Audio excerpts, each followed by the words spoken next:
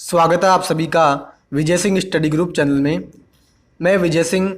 और फ्रेंड्स, आज हम एक विशेष चर्चा करने वाले हैं कि आखिर जो हमारे जज होते हैं, हाई कोर्ट के हों या सुप्रीम कोर्ट के, इनको किस तरीके से हम हटाते हैं। ठीक है, यानी जो हम महाभियोग की बात करते हैं तो वो महाभियोग की प्रक्रिया आखिर क्या है। ठीक है, सरल से सरल शब्दों में हम समझने का प्रयत्न करेंगे। ठीक है, तो फ्रेंड्स, जितने भी नए व्यूअर्स इस वीडियो को सुन रहे हैं उन सभी से मैं कह दूं कि अभी तक आपने चैनल को सब्सक्राइब नहीं किया है, आप ज़रूर से चैनल को सब्सक्राइब कर लें और पास के नोटिफिकेशन बेल के ऑल के बटन पर जरूर क्लिक करें ताकि मेरी सभी वीडियो का नोटिफिकेशन आपको मिल जाएगा।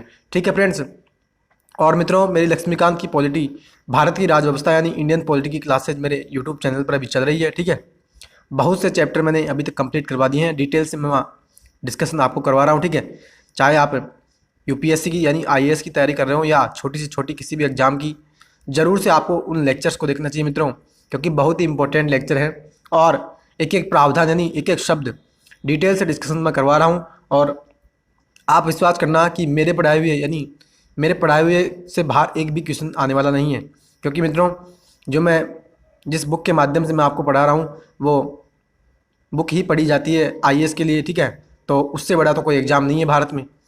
ठीक है, तो देखिए क्या प्रक्रिया है आखिर न्यायाधीशों को उठाने की। ठीक है, पहले तो आप ये समझ लीजिए कि जो हमारे न्यायाधीश होते हैं ना, जो हमारे जज होते हैं, उनको जो हम हटाते हैं महाभियोग के माध्यम से, वो प्रक्रिया संविधान ने हमारे को नहीं दी।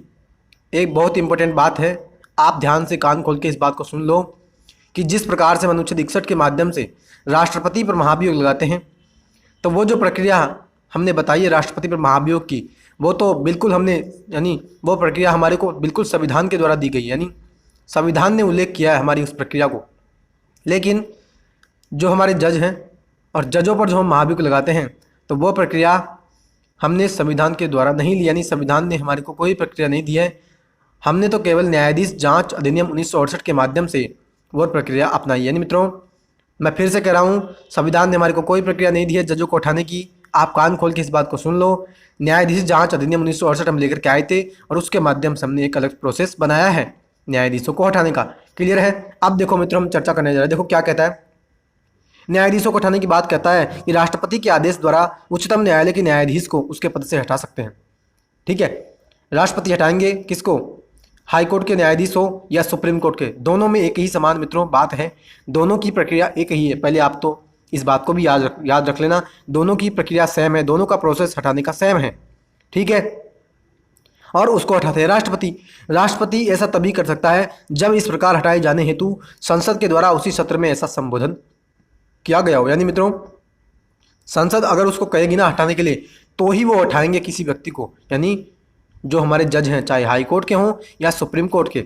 लेकिन मित्रों, विशेष रूप से आज हम चर्चा करने जा रहे हैं सुप्रीम कोर्ट के जज को हटाने की प्रक्रिया के बारे में। लेकिन मैं फिर से कह रहा हूं, दोनों की प्रोसेस सेम ही है।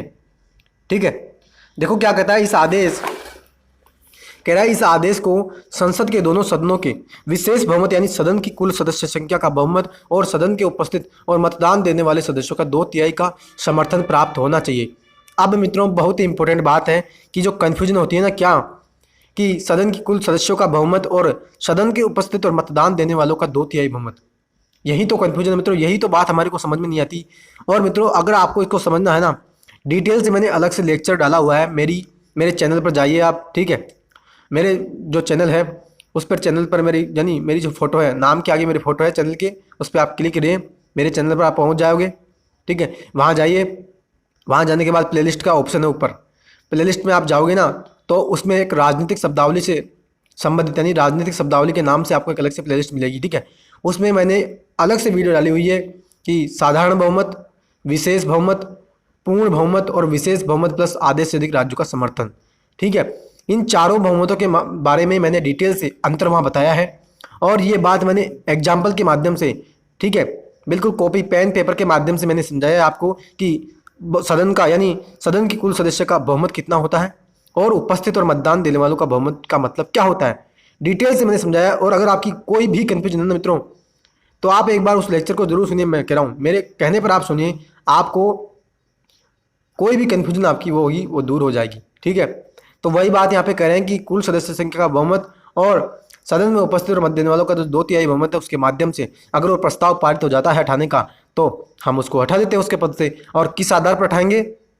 दुर्व्यवहार या सिद्ध कदाचार, यानी सिद्ध कदाचार या दुर्व्यवहार के आधार पर ही हम सुप्रीम कोर्ट या हाई कोर्ट के जज को उसके पद से हटा सकते हैं। दोनों में यही प्रावधान, यानी दोनों में यही आधार लागू होता है। आप इस बात को भी याद रख लेना, ठीक है फ्रेंड्स। नेक्स्ट देखो क्या कहता है, कह रहा है कि न्यायाधीश जांच अधिनियम 1968 सुप्रीम कोर्ट के न्यायाधीशों को हटाने के संबंध में महाभियोग की प्रक्रिया का उपबंध करता है। यानी मित्रों, स्टार्टिंग में मैंने आपको बता दिया था, संविधान ने हमारे को कोई प्रोसेस नहीं बताया। हमने तो न्यायाधीश जांच अधिनियम 1968 बनाया और उसके माध्यम से हमने न्यायाधीशों को उठाने की प्रक्रिया बनाई है। देखो क्या कहता है, हम हटाने के लिए प्रस्ताव लेकर के आ रहे हैं, ठीक है। निष्कासन प्रस्ताव 100 सदस्यों लोकसभा के मामले में या 50 सदस्यों राज्यसभा के मामले में, ठीक है, द्वारा हस्ताक्षर करने के बाद अध्यक्ष या सभापति को दिया जाना चाहिए। यानी मित्रों, अब मान लीजिए हमारे सुप्रीम कोर्ट के जज को अगर हमारे को हटाना है, हम क्या करेंगे, मान लो प्रस्ताव दोनों सदन में से हम किसी में भी लेकर के आ सकते हैं। आप पहले तो इस बात को याद रखना। और राष्ट्रपति के लिए भी जो महाभियोग लेकर के आते हैं वो भी हम लोकसभा और राज्यसभा किसी में भी लेकर के आ सकते हैं। तो वही बात कर रहे हैं कि अगर मान लो हमें सुप्रीम कोर्ट के जज को हटाना है, ठीक है, और अगर हम प्रस्ताव लेकर के आ रहे हैं और अगर लोकसभा में लेकर के आते हैं तो उस प्रस्ताव पर 100 लोकसभा सदस्यों का हस्ताक्षर होना चाहिए। और अगर राज्यसभा में लेकर के आ रहे हैं तो उस प्रस्ताव पर 50 सदस्यों का हस्ताक्षर होना चाहिए। क्लियर? और हस्ताक्षर करने के बाद अगर मान लो हम लोकसभा में लेकर के आ रहे हैं तो हम लोकसभा अध्यक्ष को प्रस्ताव देंगे, राज्यसभा में लेकर के आ रहे हैं तो सभापति को प्रस्ताव देंगे, ठीक है। ये प्रक्रिया यहाँ पूरी हुई। अब देखो नेक्स्ट क्या कहता है, अध्यक्ष या सभापति इस प्रस्ताव को शामिल भी कर सकते हैं और या इसे अस्वीकार भी कर सकते हैं। यानी अगर वो चाहेंगे तो उस प्रस्ताव को स्वीकार कर सकते हैं, अगर वो चाहें तो उसको अस्वीकार भी कर सकते हैं, ठीक है। नेक्स्ट देखो, यदि इसे स्वीकार कर लिया जाए तो अध्यक्ष या सभापति को उसकी जांच के लिए 3 सदस्यीय समिति गठित करनी होगी। यानी मान लो कि अगर मान लो ऐसा हुआ कि अध्यक्ष या सभापति ने उसको स्वीकार नहीं किया, ठीक है, तो वो प्रस्ताव जो था वो वहीं पे समाप्त हो गया, यानी अब उसके खिलाफ महाभियोग लगा ही नहीं सकते, ठीक है। एक तो ये बात हुई।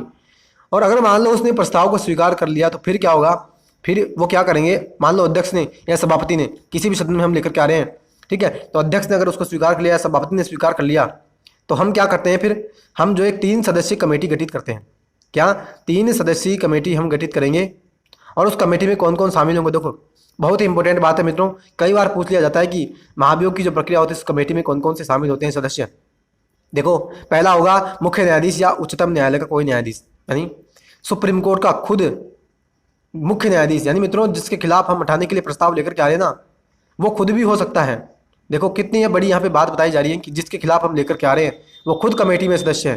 तो कैसे फिर वहाँ पे एक जो हम बात करते हैं ना कि पक्षपातपूर्ण, वहाँ पे फिर व्यवहार होगा, ठीक है। और जो हम एक पारदर्शितापूर्ण जी बात करते हैं कि पारदर्शितापूर्वक वहाँ पे न्याय होगा, वो कैसे हो पाएगा, ठीक है। तो देखो कमेटी में एक तो मुख्य न्यायाधीश होगा या मुख्य न्यायाधीश के अलावा सुप्रीम कोर्ट का कोई अन्य न्यायाधीश भी हो सकता है, ठीक है। दूसरा होगा किसी हाई कोर्ट का मुख्य न्यायाधीश होगा, यानी किसी भी हाई कोर्ट का मुख्य न्यायाधीश हो सकता है। और एक होगा प्रतिष्ठित न्यायवादी, यानी एक प्रतिष्ठित न्यायवादी होगा जो न्यायिक कार्य में उसका बहुत बड़ा अनुभव होना चाहिए, ठीक है। आगे देखो, यदि समिति न्यायाधीश को दुर्व्यवहार का दोषी या अक्षमता पाती है तो सदन इस प्रस्ताव पर विचार कर सकता है। यानी मान लीजिए समिति ने क्या किया, जांच की और उसको मान लीजिए वास्तव में उसको जो है दोषी पाया गया दुर्व्यवहार का या अक्षमता का, कदाचार का, ठीक है। तो फिर क्या करेगी, वो जो रिपोर्ट है ना, वो जो प्रस्ताव है उस प्रस्ताव को वो सौंप देगी सदन को, ठीक है। अब देखो सदन में वोटिंग की बारी आएगी। देखो क्या कहता है, विशेष बहुमत से दोनों सदनों में प्रस्ताव पारित कर इसे राष्ट्रपति को भेजा जाएगा, ठीक है। विशेष बहुमत से प्रस्ताव पारित होगा और पारित होने के बाद हम उसको भेजेंगे कहाँ पे, राष्ट्रपति के पास, ठीक है। अंत में राष्ट्रपति न्यायाधीश को हटाने का आदेश जारी कर देते हैं। यानी अंत में राष्ट्रपति क्या करेंगे कि सदन ने उसको पारित कर दिया था तो राष्ट्रपति उसको हटाने का प्रस्ताव यानी हटाने का आदेश दे देंगे, ऑर्डर वो पारित कर देंगे। अब देखो क्या मामला है कि यह रोचक है कि सुप्रीम कोर्ट के किसी न्यायाधीश पर अब तक महाभियोग नहीं लगाया गया है। पहला एवं एकमात्र महाभियोग का मामला सुप्रीम कोर्ट के न्यायाधीश वी रामास्वामी का है। यद्यपि जांच समिति ने उन्हें दुर्व्यवहार का दोषी पाया पर उन पर महाभियोग नहीं लगाया जा सका क्योंकि लोकसभा में वो पारित नहीं हो सका और कांग्रेस पार्टी मतदान से अलग हो गई। यानी मित्रों ये कहना चाह रहा है कि जो हम महाभियोग लगाते हैं ना, वो आज तक का हमारा रिकॉर्ड है कि हमने किसी जज पर महाभियोग नहीं लगाया। और एक मामला आया था, यानी मित्रों 2 मामले ऐसे आ चुके हैं अगर मैं आपको सही बताऊं तो, क्योंकि देखो पहला मामला तो आया ही था वी रामास्वामी के खिलाफ महाभियोग का, लेकिन वहाँ पे जो है कांग्रेस पार्टी मतदान से अलग हो गई थी और लोकसभा में वो प्रस्ताव पारित नहीं हो पाया था। और दूसरा मामला मित्रों शायद आपको याद हो सकता है आपको याद होना चाहिए, 2018 की बात है जब हमारे जो CJI थे यानी चीफ जस्टिस ऑफ इंडिया जो हमारे थे भारत के मुख्य न्यायाधीश दीपक मिश्रा, तो उनके खिलाफ जो है यानी उनके खिलाफ महाभियोग का प्रस्ताव लेकर के आए थे विपक्षी पार्टी, ठीक है, विपक्षी दल के द्वारा जो है महाभियोग का प्रस्ताव राज्यसभा में लेकर के आया था। और उसमें उस समय जो है हमारे राज्यसभा के जो सभापति थे वो थे वेंकैया नायडू, तो उन्होंने जो उस प्रस्ताव को जो मित्रों स्वीकार नहीं किया था, ठीक है, तो इस कारण वो प्रस्ताव फिर समाप्त हो गया था, ठीक है। तो ये मैंने आपको करंट की बात भी बताई कि हमारे दीपक मिश्रा जो हमारे मुख्य न्यायाधीश थे, फॉर्मर मुख्य न्यायाधीश, उनके खिलाफ भी महाभियोग की यानी उनके खिलाफ महाभियोग का प्रस्ताव हम लेकर के आए थे, लेकिन वो प्रस्ताव राज्यसभा के सभापति ने स्वीकार नहीं किया था, ठीक है। तो फ्रेंड्स ये है महाभियोग की प्रक्रिया। और मित्रों मैंने आपको पहले भी कहा कि सुप्रीम कोर्ट और हाई कोर्ट दोनों के जजों को हटाने की जो प्रक्रिया है ना, सेम यही प्रोसेस है मित्रों, बिल्कुल एज इट इज यही प्रोसेस है, सेम, एक भी शब्द का अंतर नहीं है। ऐसे कि ऐसे प्रावधान चलता है, हम जो है प्रस्ताव लेकर के आते हैं लोकसभा में या राज्यसभा में, ठीक है, यही प्रोसेस चलता है, उसको स्वीकार या अस्वीकार कर सकते हैं सभापति अध्यक्ष, कमेटी बनती है, कमेटी में यही सदस्य होते हैं तीनों, ठीक है, और कमेटी जांच करती है, फिर प्रस्ताव पर जो है वोटिंग होती है और राष्ट्रपति उसको उठाने का आदेश देते हैं, ठीक है। तो यही मित्रों दोनों में सेम प्रोसेस है। कहीं अगर आपको एग्जाम भी पूछ भी लिया जाए ना कि क्या उच्चतम न्यायालय के न्यायाधीश और उच्च न्यायालय के न्यायाधीश को हटाने की जो महाभियोग की प्रक्रिया वो समान है, तो बिल्कुल मित्रों समान है, आप इस बात को हमेशा याद रखना, ठीक है। तो फ्रेंड्स आज का लेक्चर आपको कैसा लगा आप अपनी प्रतिक्रिया कमेंट बॉक्स में जरूर दीजिएगा, ठीक है। और मित्रों मैं फिर से कह रहा हूँ, कंप्लीट लक्ष्मीकांत की पॉलिटी भारत की राज व्यवस्था में इसी प्रकार से जैसे मैंने आपको आज पढ़ाया है इसी ही प्रकार से मैं आपको पढ़ा रहा हूँ। तो आप अगर नोट्स भी बनाना चाहते हैं तो बिल्कुल आप नोट्स बनाना चाहते हैं मित्रों, और आप विश्वास करना मेरे लेक्चर्स को आप जाकर के सुनिए, ठीक है। पहली तो बात, आप राजनीतिक शब्दावली से संबंधित जो मैंने आपको वीडियो बताई थी कि साधारण, विशेष और पूर्ण बहुमत और विशेष बहुमत प्लस आधे से अधिक राज्यों का समर्थन की जो वीडियो है जरूर से सुनिएगा मित्रों। अगर आपको कन्फ्यूजन दूर करनी है ना कि सदन के कुल सदस्यों का बहुमत और सदन में उपस्थित और मतदान करने वालों का 2/3 बहुमत, अगर इसका मतलब क्या है तो डिटेल से मैंने आपको समझाया है, आप जरूर से उसको सुनिएगा, ठीक है। तो फ्रेंड्स अब हम मिलते हैं अगले लेक्चर में और कोई नई वीडियो के साथ। वैसे हम इंडियन पॉलिटिक्स क्लासेज में तो मिलते ही हैं, ठीक है। तो तब तक के लिए हैव अ नाइस डे। जय हिंद, जय भारत, वंदे मातरम।